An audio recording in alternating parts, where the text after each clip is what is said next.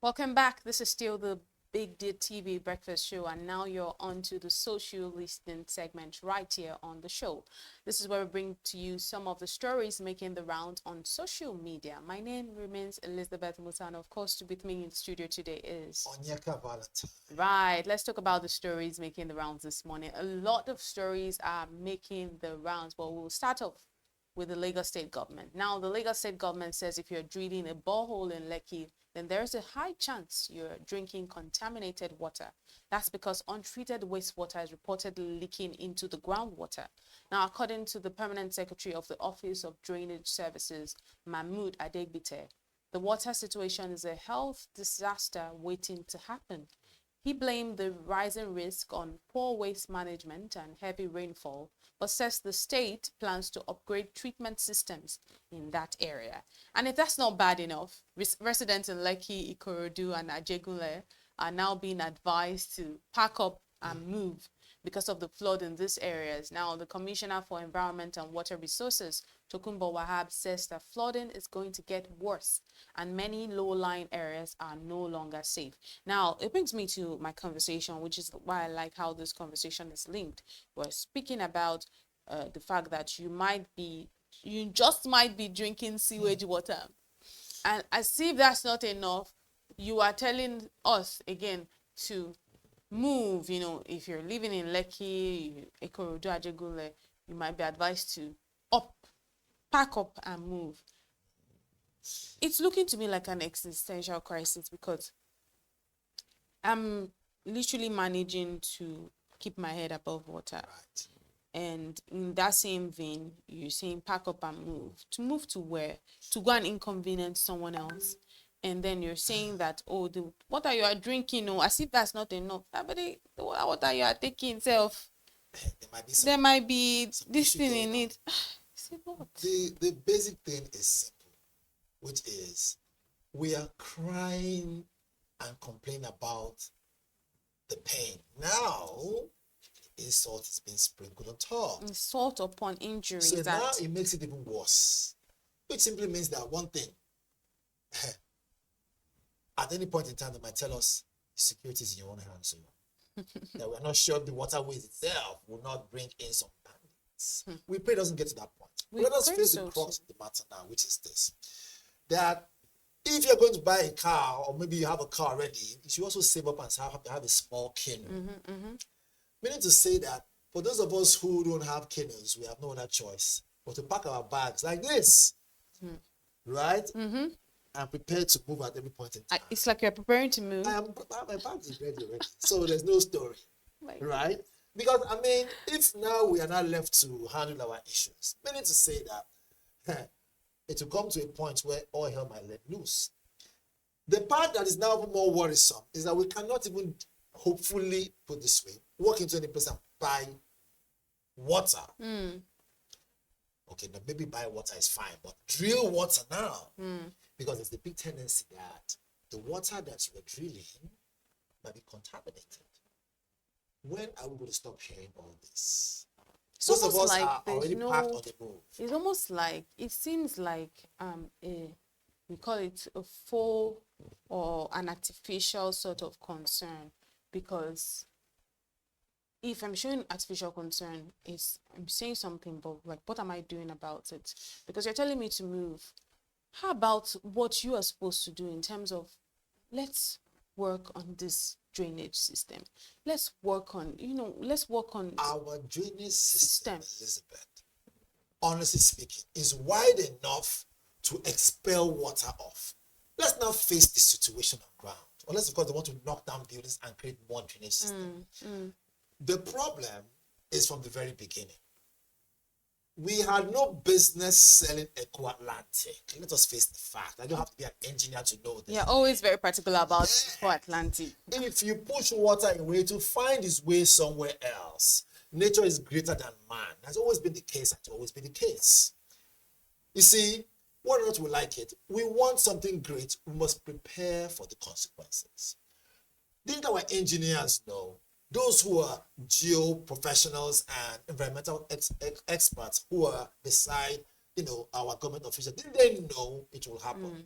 When you push water, when you celebrate that you are claiming land around that Atlantic area, you steal away garbage. Don't you know that the water will find its way? So the water is finding its way through coming under the bridge that connects the what's it called, the Lagos Island to what's called the Victoria Island area, which is Bonicam area. The water has passed through. They're now heading towards Lekki area. Of course, the water tide they will increase. Water always finds its way. Absolutely. That's even just one part, which I don't even know if we have a solution for. But again, like me, like every other person who has packed their bags, I keep raising my bag up here. I like to see your bag. The question now is, where do we go to? Where do we go and inconvenience our family members in other areas? Are you now saying that mainland is now safer than the island area? Well, to be precise, Lekki area. If so be the case, then which means that all hell has let loose. However, there's still hope. After all, we're in renewed hope period, aren't we? So the big question now is, even though we're going to move, at least give us water so we can drink along the way. Those who were expelled from Egypt, right? At least they have water to drink. So they're telling us we couldn't drill boreholes to have water, which simply means that you are telling us, go, you're on your own.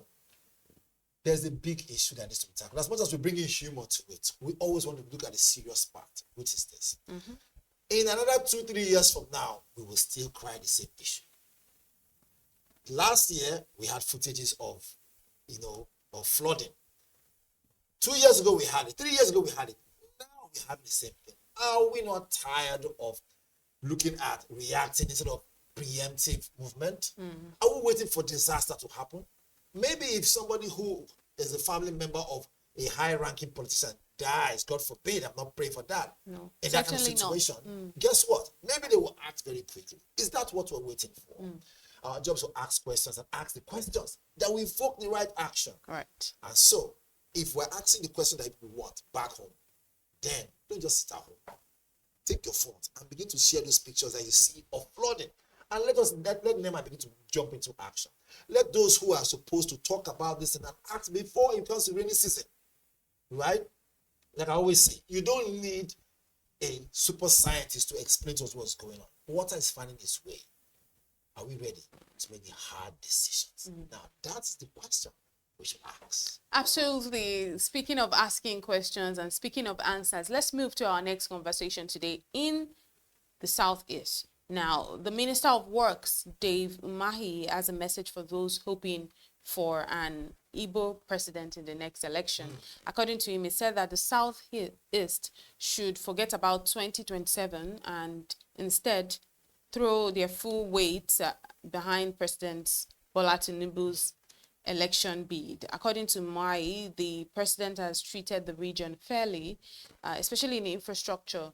He dismissed claims of marginalization as political noise and said that real work is being done. According to him, support Tinubu now, and one day the Southeast will get its turn. According to him, basically what he's saying is it's not yet our turn. You know, when President Tinubu came last when he was trying to get in, he said Emilo come. But according to Dave Umahi now, he's saying it's not our turn yet. So apparently, leadership in Nigeria, getting into positions of power in Nigeria, getting into positions of leadership, because that's what it should be, not position of power, is about turn by turn. Because it's not about, oh, this is the person, this person, he has the credibility, he has what it takes. It's about, it's your turn. Because if you recall, that's what President Tinubu said, Emilo Kon. Now, Dave Umahi is saying, let's throw our weight behind them, President Tinubu. It's not yet our turn. What are your thoughts? Look, first and foremost, Asu Rock is nobody's house. It is a structure meant to, serve Nigerians as a whole. So long as you have that passport as a Nigerian and you live in Nigeria, truth be told, right? I might be bold enough to say it is not turn by turn. Let us look at the government that will work for the people and by the people and of the people. The sooner we move away from that angle of worrying whether it is whose turn, the sooner we move away, the better for us. Let's don't forget in a hurry that the more we are worried about whose turn it is, right?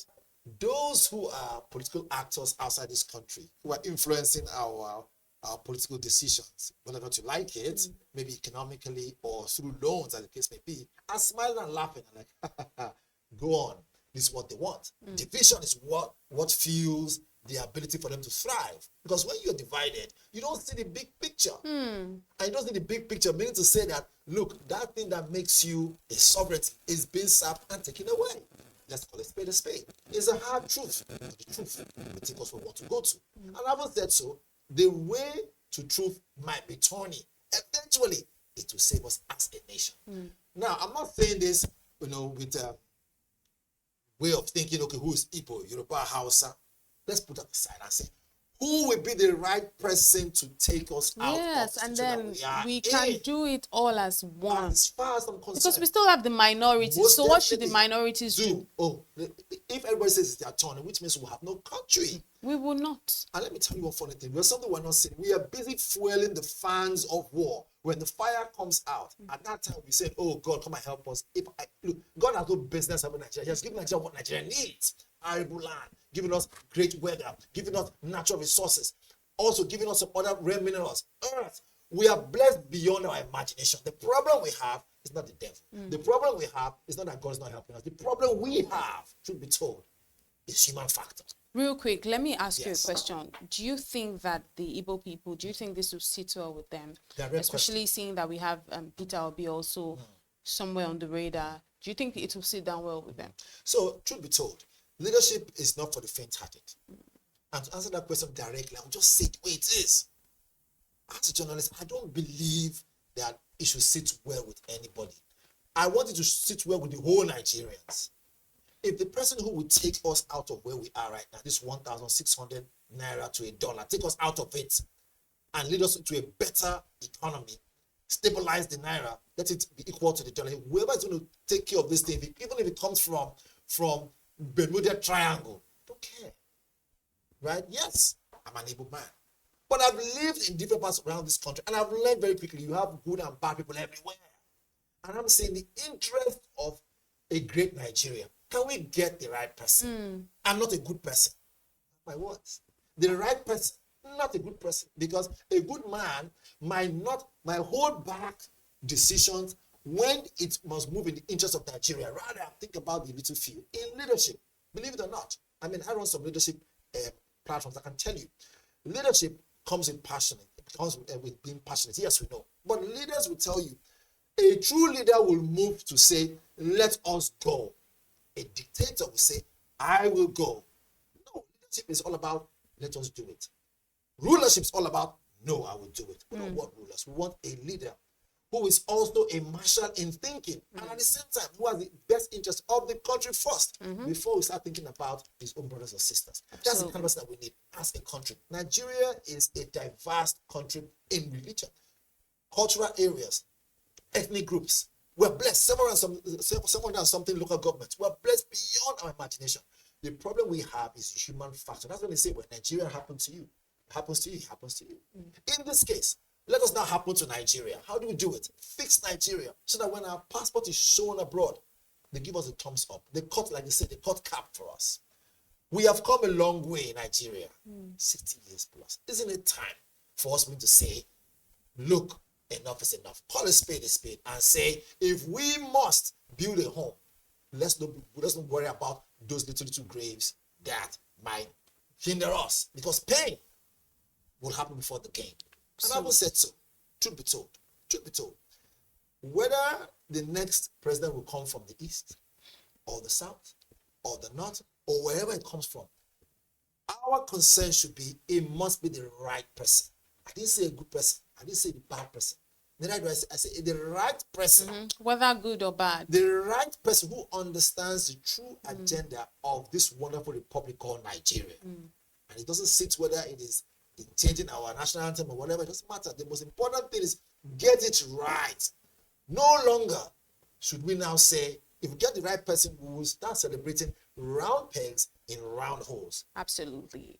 Anyway, just to end up on the conversation today, just saying that united we stand, divided we fall. But that's where we wrap it up. this morning on the social listening segment right here on the BDTV Breakfast Show. My name is Elizabeth Musa. And I'm Onyeka Valentine.